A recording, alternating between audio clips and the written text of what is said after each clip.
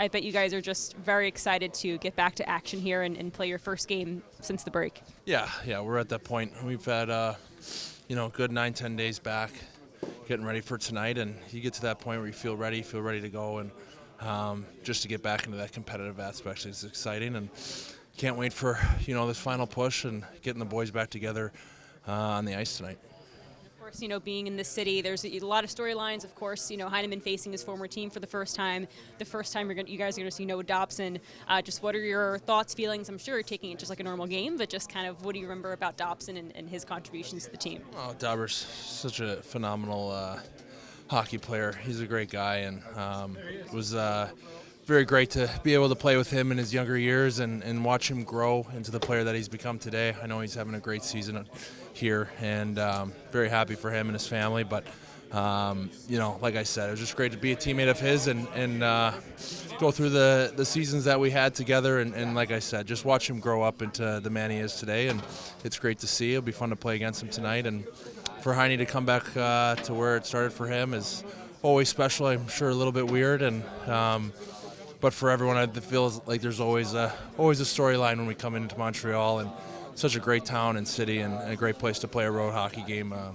Looking forward to it. Even just speaking of other storylines in Montreal, I want to ask you about Patrick Waugh. Of course, it's his third time here as Islanders head coach. Just how much do you appreciate the fact that he's able to come into the city? He's kind of a celebrity here. You've seen that, especially the first game he got back, but he's so focused on the team. Just what do you make of that? Well, I think that's part of what made him such a successful goaltender is his ability to focus and block out noise. He had a storied career here in town, and I know it's a special place for him in his heart, and for him to come in as the coach of our team and be able to block out a lot of special memories. A lot of his time was spent here and his career, and but that's who Patty is. He's extremely driven. He's an extreme competitor and has that ability to focus in on the job at hand.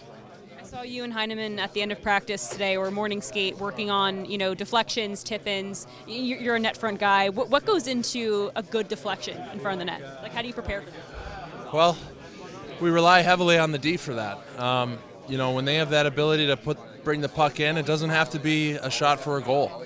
A lot of times it's a shot for one of our sticks, and when we work on that to get those reps in and to for them to visualize what it looks like for us to be in front and to try to shoot for our sticks, it's really important, and we need those reps. You need the touches, and it really starts with a great shot from the point, and then our ability down low to stay loose.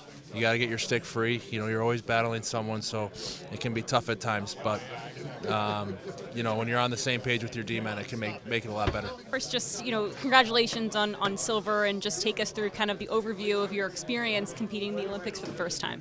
Yeah, I mean, it was by far the coolest experience I've ever had in my life, in my career. I'm just so grateful to be able to say that I was there and be a part of that team, and that experience was just something I'll never forget. And I'm happy my family and everybody was there with me to experience it as well. But it's good to be back here and get back in the swing of things. I know every kid grows up dreaming of winning the Stanley Cup. Being a part of that experience, does that just even make it more of something you want to achieve now? For sure. Yeah, no, I mean, being a part of that, I think is right up there with winning a Stanley Cup and being a part of that. I mean, obviously not the outcome we wanted, and it still stings. But I mean, inside of all that, to be there and to represent your country at that big of a stage was, a dream come true for me, and it just makes you want to win and come back here and push for a Stanley Cup and be a part of that. Patrick has talked a lot about how tough it was for him in '98 after Nagano and Team Canada didn't achieve what he wanted to set out to do there.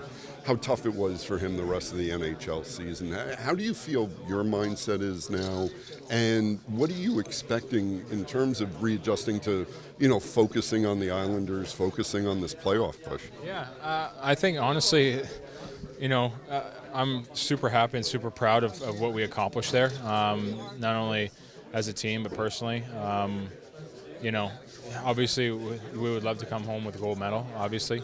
But I think everybody in that room is so proud of how we played and how we represented that, you know, obviously it stings for sure at this moment. But at the same time, I think we should be proud of how we handled ourselves and how we played.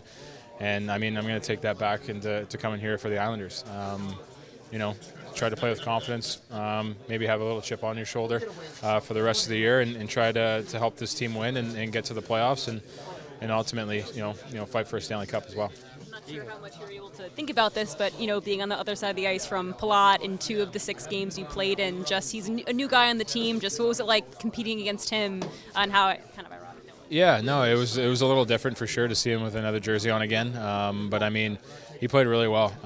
They gave us everything that we could handle, especially in the in the quarterfinal game. You know, right down to the wire, right into overtime, and they were arguably one of our toughest opponents. And it was fun to experience that with him, and I'm sure he enjoyed himself as well. You mentioned, it's the coolest experience ever. Did you have a moment where maybe it was during the opening ceremonies or lining up before the first game where you kind of took it all in and said, "Wow, I'm at the Olympics"? Yeah, I think coming out for that first game and warm-ups, and I think that's really when it hit me. And just being a part of that, the crowd going crazy, and seeing the Olympic rings and stuff like that, and it just kind of all hit me there. And then obviously being in that final game, coming out for warm-ups again, and the start of that game was just, there's so much intensity, so much riding on everything, and again, there's just something I'll never forget. You mentioned how special it is to have your family there and your wife and your kids. Just did you guys get to do any sightseeing, or how special was that to share that experience with them? Yeah, it was great. I mean, it wasn't easy,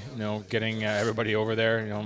Kudos to my wife for getting all 3 kids there and having to deal with that for 2 weeks. So, but yeah, no, on the days off, I got to go over there and see them and walk around the city and enjoy the sights with them, and seeing the smiles on their faces when everything was happening was super cool to have them there.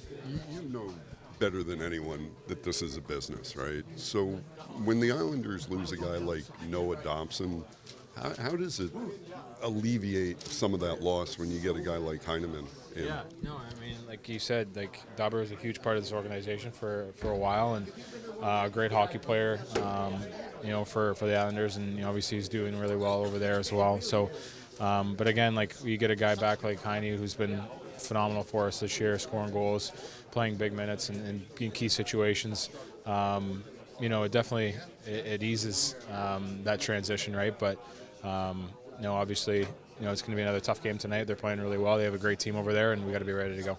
Did you get a chance to rest a bit, maybe before the Olympics or after, to kind of get your body ready? And what was it like this morning at morning skate, jumping right back into the systems and the guys here? Yeah, it's kind of a weird feeling, to be honest with you. It's it felt like a completely different season over there. You know what I mean? Like being with a different team, and the whole 2 weeks and stuff. It's and you build relationships there, so it's different coming back, and not having a lot of time to get right back in the swing of things here. So, but I feel good. Got a good night's sleep last night for the first time, and I'll be ready to go tonight. Did you have a lot of guys text you during, when you were in Italy? Like a lot of teammates, like cheering for you? Yeah, pretty much everybody reached out at some point. I felt the support for sure from my teammates, from family members, from everybody, and you don't realize how big of an impact the Olympics and being on Team Canada and everything has back home. But then you see like the bars opening at 6 a.m. and people having watch parties and stuff like that. So it's really cool to see. It's been a while, a week of practices to be here. How excited are you and the team to get back to action? Yeah, we're all excited. I mean, that was a good break. It was a long one, but now it's nice to be back, and this is a special place. I mean, this is a building that has a lot of history, and I mean the organization, and I'm sure the guys are excited to be here. Did you have a chat with Bo, and how does he seem? He's really good. I mean, he's in a good place. I mean, like I said to him, and like I said to you guys, the key to me is for him physically. I'm not nervous about Bo. Bo could handle the physical part of the game, but it's the mental part. And I said, when I came back from Nagano, I should have taken care of my mental side a little more. And I said, we'll be there for you, and we'll help you. And if you need a break here and there, from practices and stuff like this, we'll be more than happy to support him on that. But sometimes you gotta find a way to do that, and especially a guy like him who cares so much about the team and who wants to see the team to do so well. But he still has to do it. You said it felt like a different season being in the Olympics. Just how different is the atmosphere in the NHL versus an international tournament? You mean in my days? Yes. Well, first of all, I mean, at the time we played an Olympics, size. So it was, 200 by 100 or something like this. So it was weird to go back to normal ice. And it's funny because that's the first thing Bo said this morning. He said going the 3 feet makes such a big difference and the corners are different. So, I mean, get used to the ice. And then after that, I mean, it's just get used to, to refocus on what you have to do. And I'm not nervous about that part with Bo, actually. Did you need to watch his minutes a little more than usual tonight, or everything is full go there? You know what? We're here to win a hockey game, so we'll play whatever we feel we need to do, and I'm sure Bo will respond to that. Je viens de rencontrer Schaefer, puis je lui ai demandé s'il avait vraiment 18 ans. Est-ce que ça t'est déjà passé par la tête, voir un jeune comme ça, si jeune, si mature? Tu en as vu quand même des joueurs de hockey côtoyer et diriger. Qu'est-ce que tu en penses?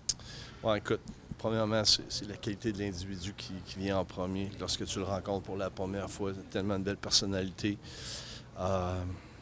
Il est très humble, puis je veux dire, le succès qu'il connaît, on est tous un peu surpris dans le sens que l'année passée, il a joué 15 matchs ou 16 matchs, entre 15 et 20 matchs. Alors, le fait qu'il performe à ce niveau-là dans une ligue aussi forte que celle de la Ligue nationale, c'est impressionnant. Ce qu'il réussit à faire jusqu'à présent, c'est tout à son honneur. Puis ça démontre aussi les qualités de l'individu puis les gens qui l'entourent aussi. Il y a aussi le fait qu'il est bien supporté sur la patinoire par un gars comme Pollock. Ryan fait un travail extraordinaire avec lui, il communique beaucoup avec lui. Alors, je pense pour un jeune, d'avoir la chance de jouer avec un vétéran de cette qualité-là, lui permet justement de connaître le succès qu'il a. C'est-tu de la naïveté ou de la confiance qu'il a en lui, d'après toi, pour pas avoir l'air vraiment impressionné de la Ligue et de ce qui se passe autour? Je peux pas répondre pour lui, mais pour moi, quand j'ai commencé à 20 ans, j'étais un peu naïf. Alors, c'est peut-être un peu la même chose pour lui. Mais j'ai comme l'impression que le fait de voir cette maturité-là à cet âge-là pour lui permet justement de connaître le succès qu'il a, puis le fait d'être bien entouré lui permet aussi justement de ne pas voir ça trop gros, puis de focusser sur un jour à la fois. Puis c'est un peu la philosophie qu'on a aussi, là, c'est de se concentrer sur un match à la fois et non pas essayer de voir trop loin en avant ou trop loin derrière. Souvent, les jeunes défenseurs sont un peu protégés justement dans leur match-up. Et ils jouent encore à Pas très protégé. Pas très non. protégé, c'est ça mon point, que tu ne ménages pas. Non. Qu'est-ce qui, dans son jeu, te donne confiance justement de l'envoyer? Ses qualités défensives. Je pense que tous voient ses qualités offensives. Mais ses qualités défensives sont tellement bonnes. Tellement un bon patineur, un bon bâton, capable justement de fermer le jeu rapidement. Surtout en défensive de zone, la façon dont nous on joue hybride lui permet justement d'aller rapidement sur le porteur puis d'être capable justement d'avoir cette transition-là pour aller offensivement. Tu as parlé du Centre Bell comme un endroit spécial. Est-ce que, on peut imaginer pour un jeune de 18 ans avec la foule ce soir, est-ce qu'il y a des moments trop gros pour lui? Comment Je pense est-ce qu'il pas. gère ça? Je pense pas. On a joué au Madison Square Garden, il a joué dans différents amphithéâtres. Je pense qu'il va très bien le gérer. C'est sûr que